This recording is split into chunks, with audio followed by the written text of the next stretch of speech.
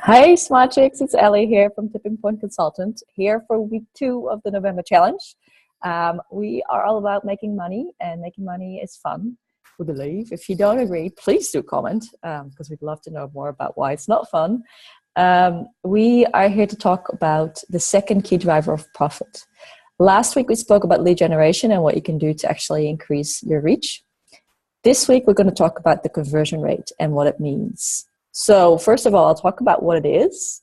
I'll give you an example. If you have a physical store and 10 people walk in the store and 9 people walk out without buying anything and 1 person actually buys something, your conversion rate is 10%. So it's the percentage of people who walk in the door that then actually walk out being a customer and convert from being a prospect, someone who's interested, to actually being a customer. That's the conversion. You convert from prospect to customer. So that's it, really. So if you have your lead generation and you have lots of prospects coming in, you have a list of 1,000 people that you're reaching, how many people then actually become your client, become a paying customer to you, and who can actually use your services? Why this is important is because that's when the money starts coming in the door, and this is when actually money gets made, because there's an exchange of value, right? You provide a service and they provide value in terms of monetary terms, money, really. That is it. And if you have a good balance of what you provide in terms of value and what you charge in terms of fees, then that's fantastic. And then everyone walks away happy, or everyone keeps coming back happy, because that's the other thing that we'll talk about next week, people coming back. So how do you then increase your conversion rate? How do you build a better conversion process, or how do you optimize your conversion rate?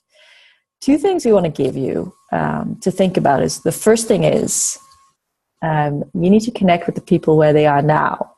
So you need to understand exactly where your ideal customer is struggling with, how that shows up in their life, what they worry about, what they fear, and what they desire. So think about the emotional state, because that way you can actually start talking to them and meet them where they are now.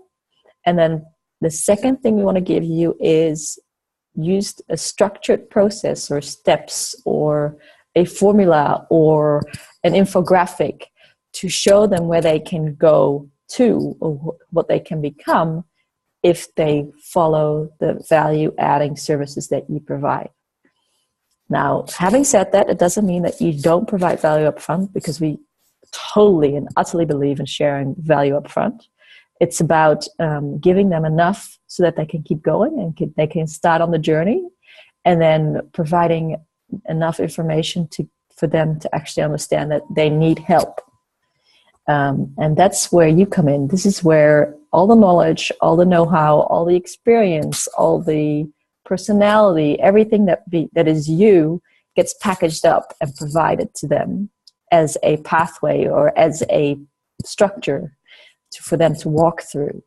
And if you can do that, if you can connect with them from where they are now and show them where they can be, and then show them how they can get there, the likelihood of them actually saying, you're someone I wanted to work with, because I can see where I'm going and I can see the value that I'm going to get out of exchanging my money with you, then that's a sure sign that your conversion rate will go up.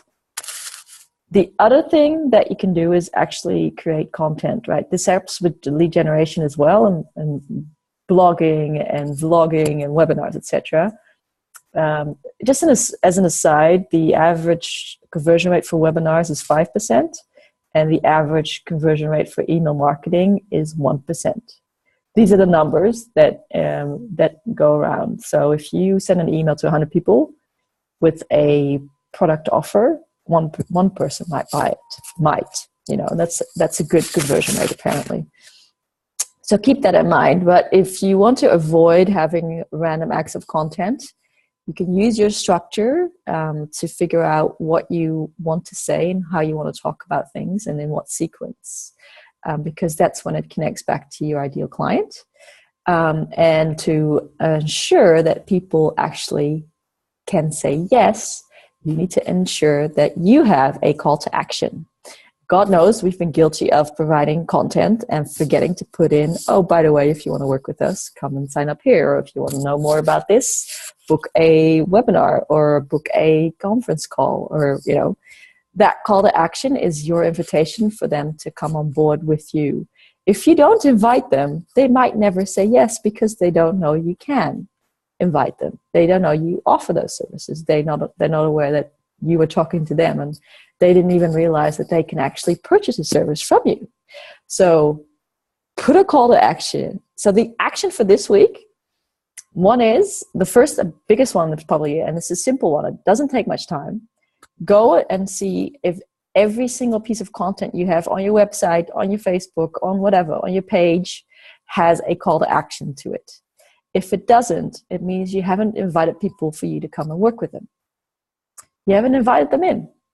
Go and invite them in. Add the call to action. That simple. The second one, if you have time, is think about what structure it is that you provide for the people. What's the process they walk through? What's the content that you can generate? And we'll pop in a little content generation tool just in case you get stuck and you have run out of ideas to blog about, etc. So that you can keep going and avoid random acts of content so that you can get the best value out of it. All right, this is all for me for this week. I will catch you soon. Good luck.